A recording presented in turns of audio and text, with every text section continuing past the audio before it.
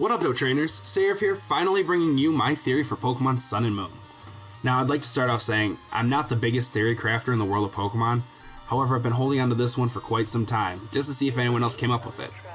And while some other theories are similar, I feel mine stands out slightly. With that being said, my theory is mostly about the region that Sun and Moon are taking place in. So let's begin.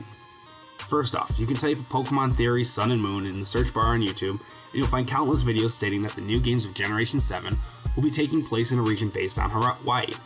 Now, I'm not going to debunk this or anything like that, however, I'm going to build upon it.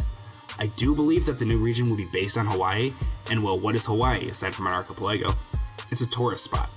And Overlicify has stated that certain real-life Pokemon tournaments have been held in Hawaii, and that brings me to the first part of my theory. Why are we here? I believe the answer to this is very simple and has been asked quite a number of times. A championship. In Black and White 2, Game Freak introduced the Pokemon World Tournament. From what I hear, players love facing off against the different NPCs of the entire Pokemon world. So, I believe that the driving force of our story is, we get our Pokemon, set off and do what trainers do, which is get badges and complete the Pokédex for a generic tree-named professor, and along our way we hear of a tournament coming to our homeland from NPCs. However, you have to have first collected 8 gym badges to beat in the Elite Four to participate. So we have the driving force of the story, get to the championship, but what does that have to say about the region itself? Well, what if the region Generation 7 takes place in is not fully established? And by that I mean it is a beautiful island inhabited by Pokemon and people, but there is no official league here. Hell, maybe towns are far off.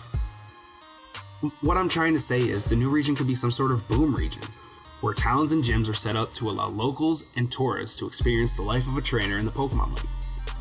Now, this could explain the need for fire trucks to be ready to cart Blastoises from different boom towns to help fight fires, and could also be the reason we have Pokemon Center ambulances. Not all of these towns may have actual center in them, so ambulances are set up in smaller towns to fill that necessity. Okay guys, stay with me now. This is where my theory gets a little weird. In the remakes of Omega Ruby and Alpha Sapphire, a lot of us were pretty pissed off that the Battle Frontier was not in the postgame. However, it was alluded to. By interacting with the model at the Battle Resort, we are given a text that says, "The Battle Frontier project has started." I believe that this new region is a completely revamped Battle Frontier, all in itself. And while it wouldn't be the exact same as the original, I'm thinking it would be a pretty dope concept still. Now also, the one thing that stood out to me from the Nintendo Direct that showed the footage of Sun and Moon was the quote, "It all comes together." That's actually how I came up with this theory. We have at least 2 things from that Pokemon fans really liked from 2 separate generations, the World Championships and the Battle Frontier. Knowing that the Pokemon Bank will allow us to bring Pokemon from Virtual Console Red, Blue, and Yellow to the new games means we will also have access to movesets that we have not seen since Generation 1. So, let's recap. We have movesets from Generation 1, Battle Frontier from Generation 3, World Tournament from Generation 5, and the only things we are missing are things from Generations 2, 4, and 6. Now what could those games add to the equation?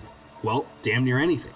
Aside from characters from each game being opponents in the tournament, we could see things like Pokemon following us, trainer customization, and even old evil teams making a return in this new region. The possibilities are endless. And that's it guys, that's my theory on the region that Sun and Moon takes place in. I know it's kind of a stretch, but hell, most theories aren't they all a little stretchy? But that's my time for today. What are your theories on the new games? I would really like to read about them down below in the comments. Also, if you're interested in Gen 7 theories, check out Erizo's channel. He has some awesome theories about Sun and Moon, and he even inspired me to make this video. Have a good day, trainers. Don't forget to like, comment, and subscribe for more Pokemon content, and to continue to train.